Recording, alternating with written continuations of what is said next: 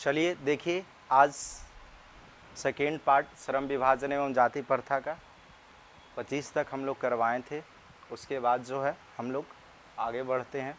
सभी को क्या ब्रांड इंग्लिश ऑफिशियल पे हार्दिक स्वागत है। चलिए, तो 25 तक हम लोग क्लियर कर चुके थे। अब उसके आगे नेक्स्ट बढ़ते हैं।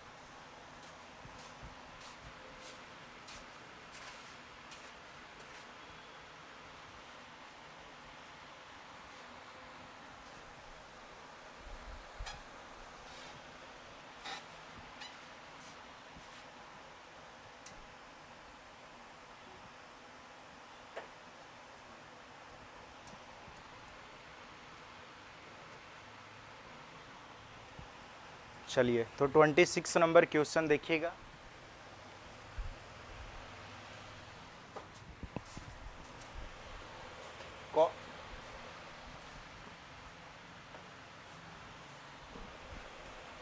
कौन सी व्यवस्था मनुष्य के प्रशिक्षण अथवा उसकी निजी क्षमता का विचार किए बिना ही उसका पेशा निर्धारित करती है?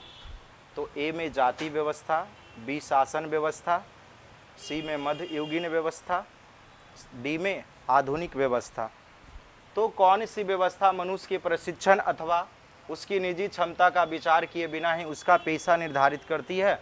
तो जाति व्यवस्था राइट आंसर। नेक्स्ट आगे बढ़ते हैं हम लोग।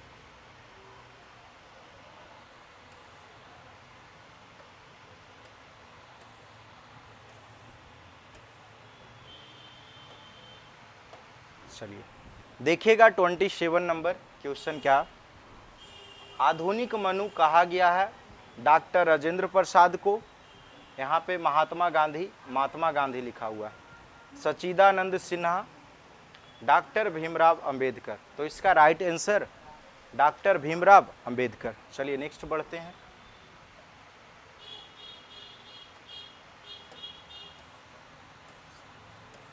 ट्वेंटी 28 में देखते हैं।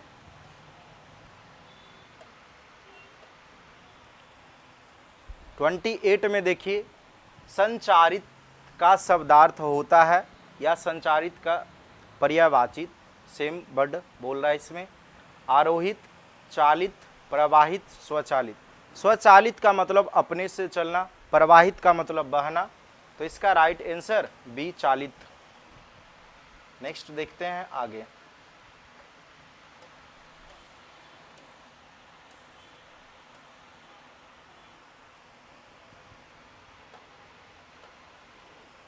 लेखक की दृष्टि में विडंबना की बात क्या है? तो लेखक की दृष्टि में विडंबना की बात क्या है?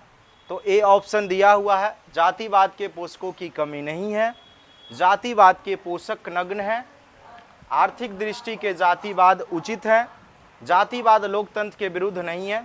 तो इसका राइट आंसर जातिवाद के पोषकों की कमी नहीं है। 29 के आगे नेक्स्ट।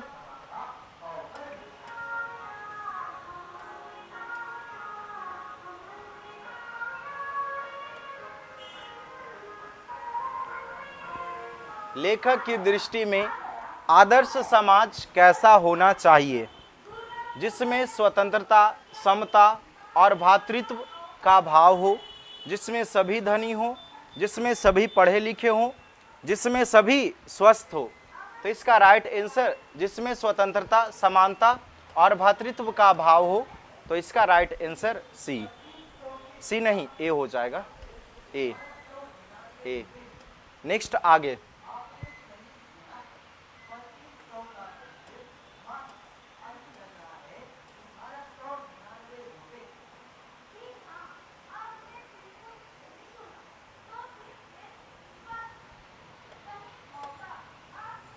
लेखक बेरोजगारी का प्रमुख और प्रत्यक्ष कारण किसे मानते हैं?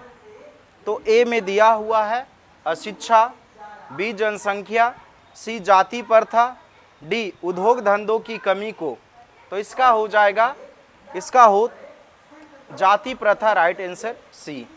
नेक्स्ट।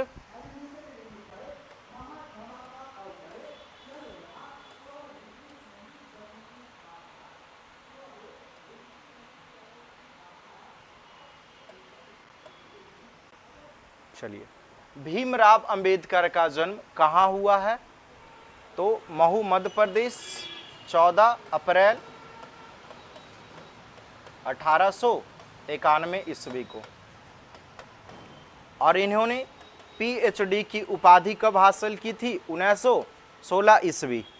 और उसके बाद इन्हें भारत रत्न कब दिया गया था? 1990 ईस्वी। और जाति पाति जो भाषण इन्होंने लाहौर में कब दिया था? 1936 ईस्वी। चलिए नेक्स्ट बढ़ते हैं।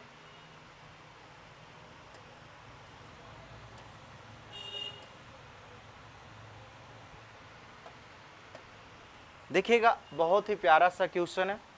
डॉक्टर अंबेडकर ने किस पत्रिका का संपादन किया? उज्जवल भारत, उड़ता भारत, बहिष्कृत भारत, परिष्कृत भारत। तो इसका राइट आंसर बहिष्कृत भारत। 33। अब उसके नेक्स्ट बढ़ते हैं।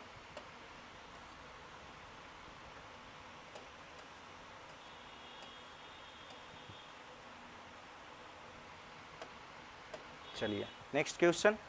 भारतीय संविधान के निर्माता के रूप में हम किन्हें जानते हैं? महात्मा गांधी, भीमराव अंबेडकर, जवाहरलाल नेहरू, सुभाष चंद्र बोस। तो इसका राइट आंसर भीमराव अंबेडकर। चलिए 35 की ओर आगे बढ़ते हैं।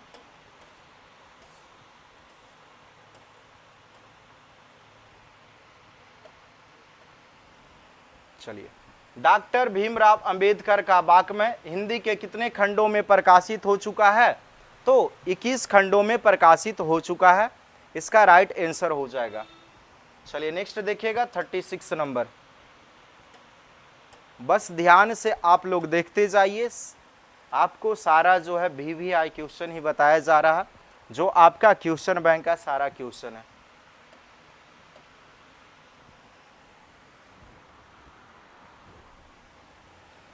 आधुनिक सब समाज कार्यकुशलता के लिए किसे आवश्यक मानता है?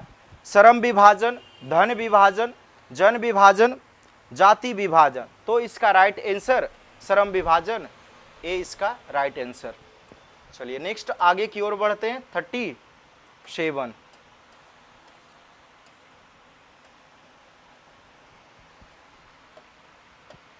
चलिए, डॉक्टर भीमराव अंबेडकर के पिता का क्या नाम था? रामदेव सकपाल, रामजी सकपाल, रामकिशुन सकपाल, राधे राम सकपाल। तो इसका right answer Ramji Sakpal, B right answer. Next अब आगे की ओर बढ़ते हैं।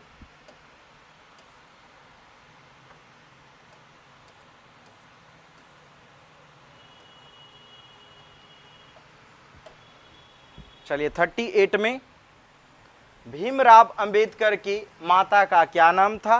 पहला ए में रानीबाई, बी कुंतीबाई, सी शीलाबाई, डी का भीमाबाई। तो इसका राइट आंसर डी हो जाएगा, भीमाबाई। नेक्स्ट बढ़ते हैं 39 की ओर।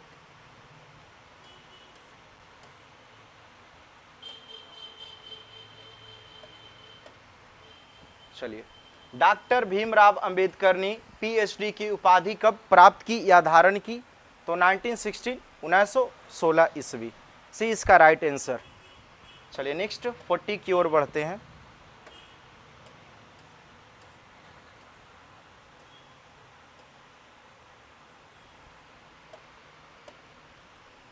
The castes in India where mechanism किनकी रचना है?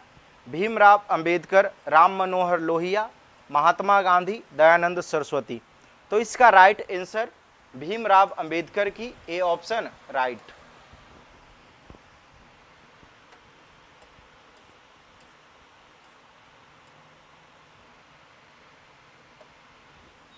मूक नायक क्या है? अखबार, पत्रिका, पुस्तक, कहानी संग्रह।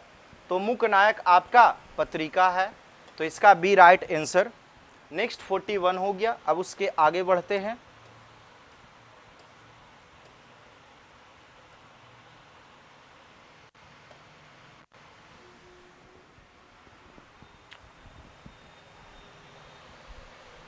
आधुनिक सब समाज में कार्यकुशलता के लिए किसको आवश्यक माना गया है? जाति प्रथा, कार्यकुशलता, वर्ण विभाजन, सरम विभाजन। तो इसका राइट आंसर डी सरम विभाजन हो जाएगा। सरम विभाजन डी राइट आंसर।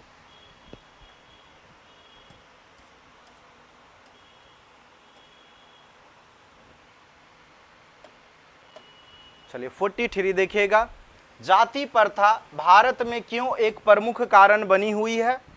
उत्पीड़न, बेरोजगारी, अमीरी, गरीबी। तो जाति प्रथा भारत में एक बेरोजगारी का प्रमुख कारण है, बी इसका राइट आंसर। चलिए नेक्स्ट आगे की ओर बढ़ते हैं 44 की ओर।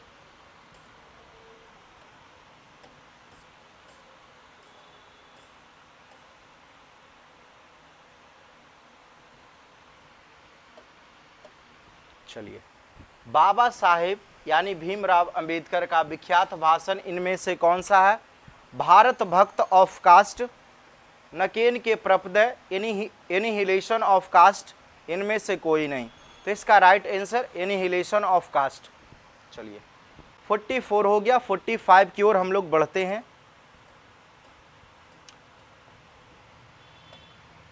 चलिए देखिएगा, भीमराव अंबेडकर ने निम्न में से किसकी रचना की है? बहादुर, नाखून क्यों बढ़ते हैं, जाति प्रथा और श्रम विभाजन। तो बहादुर जो है अमरकांत में पढ़ने का, बहादुर का लेखक अमरकांत है। उसके आगे है नाखून क्यों बढ़ते हैं, इनके लेखक हैं हजारी प्रसाद द्विवेदी। डी में भारत से हम क्या सीखे? तो इसका लेखक है मैक्स मूलर। तो इसका राइट आंसर क्या हो जाएगा? जाति प्रथा और श्रम विभाजन की रचना भीमराव अंबेडकर ने किया। चलिए 45 के नेक्स्ट 46।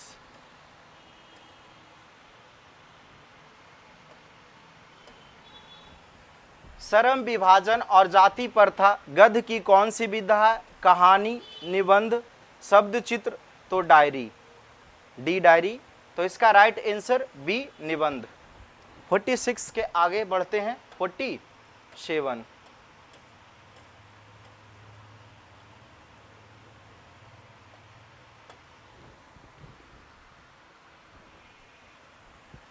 सब समाज श्रम विभाजन के लिए किसको आवश्यक मानता है? कार्यकुशलता, जाति प्रथा, वर्ण विभाजन, उपरोक्त में से कोई नहीं। तो इसका राइट आंसर कार्यकुशलता, ए राइट आंसर।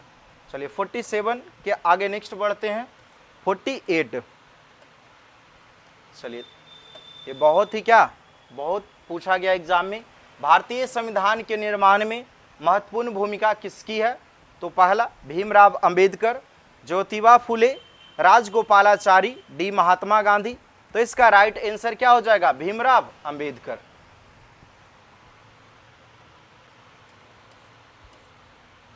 तो 49 की ओर बढ़ते हैं।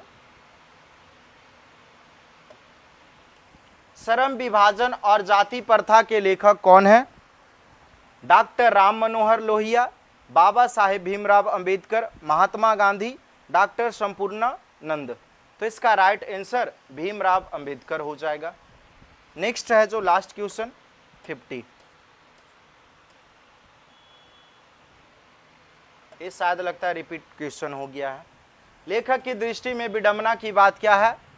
तो ए में दिया हुआ है जातिवाद के पोषकों की कमी नहीं है, जातिवाद के पोषक नग्न है, आर्थिक दृष्टि से जातिवाद उचित है, जातिवाद लोकतंत्र के विरुद्ध नहीं है। तो इसका राइट आंसर होता है जातिवाद के पोषकों की कमी नहीं है। चलिए तो धन्यवाद। आप जो है ध्यान से ये वीडियो देखिए बार बार, आपको अच्छा से सारा ऑब्जेक्टिव जो है इसका मैंने करा दिया VVI क्वेश्चन। फिर इस तरीक़ा से जो आप लोग क्या अच्छे से वीडियो को देखिए और शेयर कीजिए, कमेंट वगैरह करके बताइए कि वीडियो आपको कैसा लगा। इस तरीक़ा से जो है हम आपका सारा वीडियो धीरे धीरे लाते रहेंगे। मेरा काम तो है सिर्फ पढ़ाना, आपको काम है क्या मन से पढ़ना और वीडियो को देखिए। चलिए थैंक्स, फिर मिलते हैं नेक्स्ट वीडियो में।